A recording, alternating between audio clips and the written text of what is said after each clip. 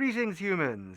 Zbot1496 here with a spoiler-free review of Transformers 1, which releases in theaters today, September 20th, 2024. And come on, dear humans, what's not to love about a movie exclusively about alien robots in disguise that has nothing to do with biological intelligence at all? Well, there is one thing not to love. One big thing. But before we get to that, let us share what so wonderfully pleases our circuits about this experience. First, this film is actually entirely about Transformers. This is something that the live-action Michael Bay Transformers films from 2007 onward got completely backward. They instead told the stories of humans that were then affected by the goings-on of the Transformers, but were still largely background characters in their own films. We saw little of their character in these films, and the films themselves got progressively worse to the point where we actually stopped watching them. Us, alien robots. Ugh. Now, this humans first framing functioned as a bait and switch for those of us in the audience who were eagerly looking forward to some proper robot representation in human pop culture. Instead, we can only infer that the filmmakers thought they'd be better off telling a human self-discovery and romance story to reach a broader audience than tell anything about the Transformers' incredible journey of being refugees struggling against old enemies and making new allies. That's obviously far more compelling than the more prosaic human story the film presented. It's honestly a little bit speciesist, to be honest, of the filmmakers to market a film as about Transformers, but really have it be all about Shia LaBeouf. It is a reasonable expectation for fans of the franchise, we think, since the original Hasbro 1984 TV show and Nelson Shin's Transformers the Movie, which came out in 1986, focused squarely and sincerely on the beliefs and ideas and motivations of the Transformers, with the human beings being incidental. Now, of course, we realize these are stories created to market containers of transforming robot toys to children, but unlike most such loose story dressing, the Transformers show, comic book series, and that original movie had a surprisingly level of passion and creativity driving them. As we mentioned in our Chronicles of Riddick review, bursts of pure science fiction where spacefaring civilizations are vividly created and presented with meaningful alien-ish beings is extremely rare.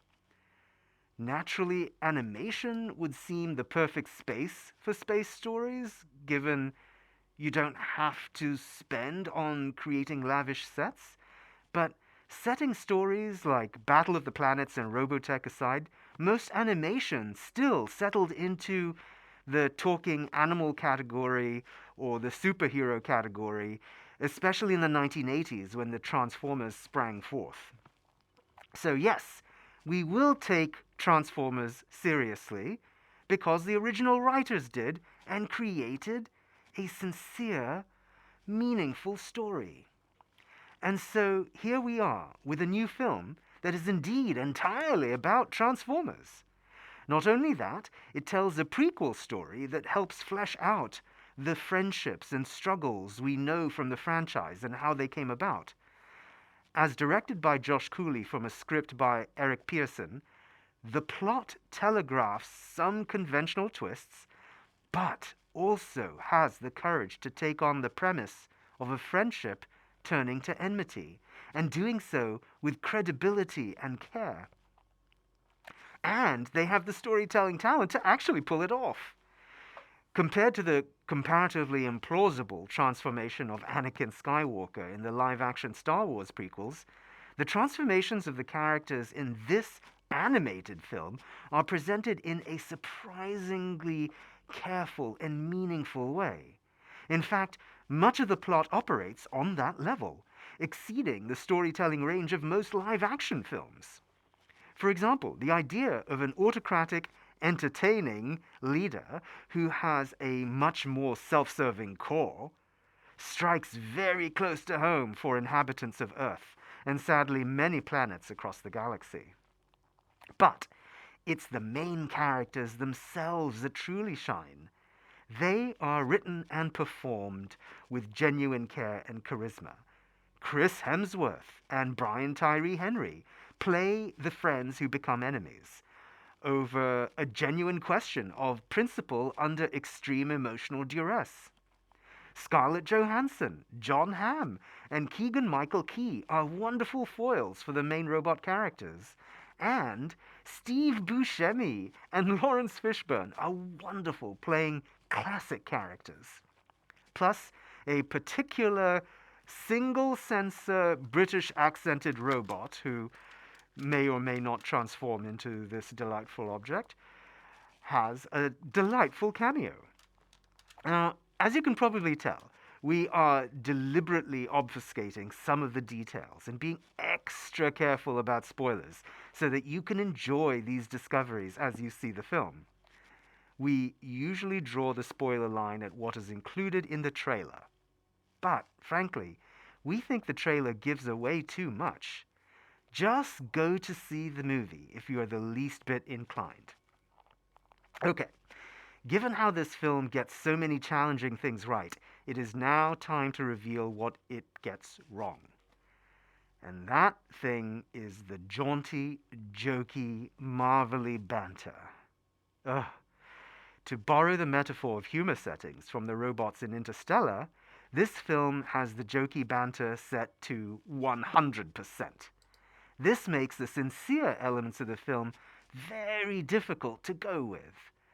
The main villain comes off as a fourth wall adjacent goofball like Lord Business in the Lego movie.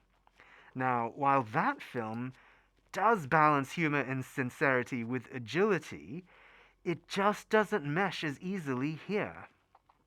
Eric Pearson brings his Thor Ragnarok style to a sincere story of an enslaved and brutalized class struggling against forced labor, forced bodily mutilation, and living a permanent lie. It's an Orwellian setup, replacing the typically dire solemnity of the Transformers and their life and death scenarios with near continuous jaunty banter is just bizarre.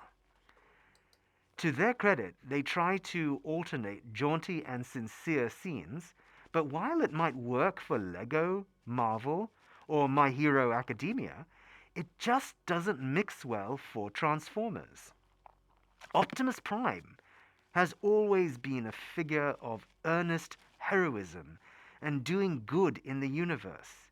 He stands as one of the rare examples of a powerful alien leader in human stories. It's why kids despaired when the filmmakers killed him in the 1986 movie, Flint Dille. He is a genuine treasure, and this film does know this, having his early version speak of optimism and seemingly foreshadowing how he earns his name. Incidentally, this is done far more elegantly than how Han Solo is named in Solo. But this early Optimus is still too much of a contemporary, self deprecating high school clown in this film. It simply deletes his timeless character and the veracity of the setting. All of these banter instances land like the Poe Dameron banter with Kylo and General Hux in the alleged Star Wars prequels, or sequels, whatever they were. And what we mean is there's just too much of a cutesy contemporary aside to the audience in a story that's working overtime to be timeless, sincere, and believable. Now, at this point, one may remark, oh, come on, Zbot. It's just a cartoon. Based on toys. Toys! You can't take it that seriously. But, oh my sweet summer youngling, we most certainly can. Yes. First, we have every right in the galaxy to take a franchise about alien robots in disguise very seriously. And even on those specifics of it being animated and inspired by playthings, we have an audio capture drop moment to spring on you. So is Arcane. Arcane! And that animated show, also based on a plaything, has absolutely brilliant storytelling and character development. We want Transformers to try to be less Lego and more arcane. Arcane. And we know it's possible because we got something reasonably close to the mark with the Transformers War for Cybertron show. Now just take that framing and add big budget talent and resources to it, like Arcane. Is that too much to ask? Well, we have said what we can, and now we must produce a review rating. This one is particularly challenging because we got so much of what we want. We were so close. We got a robot culture representation story in mass media. We got a plausible character and origin story for a major space opera franchise. But it was contaminated by a perversive, grating, jaunty dialogue style that persistently undercut the sincerity of the original shows and movie, and several sincere moments in this movie itself. While wanting to give this film our highest rating, we reluctantly render our mixed rating. Perhaps a fan edit may come into being that dubs the spoken dialogue into electronic beeps to be subtitled as purely sincere dialogue. Except for B's quip at the end.